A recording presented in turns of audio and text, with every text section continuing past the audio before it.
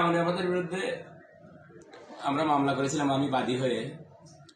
আমাদের শ্রীগঞ্জের কৃতি সন্তান, আমাদের হৃদয়ের স্পন্দন জনাব ইকবাল হাসান মাহমুদ প্রভু সাহেবকে নিয়ে সে কুরুচিপূর্ণ মন্তব্য করেছিল।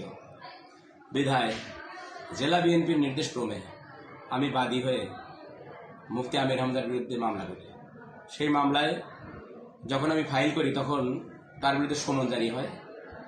সমন পাওয়ার পরেও সারা বাংলাদেশে এটা ব্যাপকভাবে আলোচিত মামলা, তারপরে আজকে উনি হাজির হন নাই। বিধায় আজকের বিজ্ঞ আদালত, সদর আমলি আদালত তার বিরুদ্ধে গ্রেপ্তারের পরোয়ানা ইস্যু করেছে। পরবর্তী তারিখ কবে? পরবর্তী তারিখ এখনো দেয়নি, পরবর্তী তারিখটা পরে পাওয়া যাবে। তো আপনি জেলা বিএনপির কনসার্ন নিয়ে মামলা করেছেন, আপনি বাদী আপনার শুনানিতে কি বলেছিলেন আজকে? আমি আজকে শোনাতে বললাম, যেহেতু তার বিরুদ্ধে সমন ইস্যু হয়েছে কিন্তু সে কোর্টের আদেশ অবমাননা করেছেন, বিধায় তার বিরুদ্ধে গ্রেপ্তারি পরোয়ানা ইস্যু হয়েছে। মাননীয় আদালত বললেন যেহেতু সংসদ চলতেছে এই মুহূর্তে তাকে গ্রেপ্তার করা যাবে কিনা। আমি তার উত্তরে বললাম, সংসদ চলা অবস্থায় যদি একজন সংসদ সদস্য গ্রেপ্তার করতে হয় তাহলে স্পিকারের পারমিশন লাগে। গ্রেপ্তারি পরোয়ানা ইস্যু হতে কোনো বাধা নেই।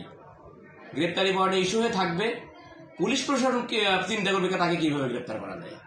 পুলিশ প্রশাসন যদি মনে করে স্পিকারের পারমিশনে তাকে গ্রেপ্তার করতে করবে, আর পুলিশ প্রশাসন আইনের যে রুলস আছে সেটা দেখেই পুলিশ প্রশাসন তাকে গ্রেপ্তার করবে। অতএব গ্রেপ্তারি পরোয়ানা ইস্যু হতে কোনো বাধা নেই। পরে আদালত আমাদের কথায় সন্তুষ্ট হয়ে তার বিরুদ্ধে গ্রেপ্তারি পরোয়ানা দিয়েছে।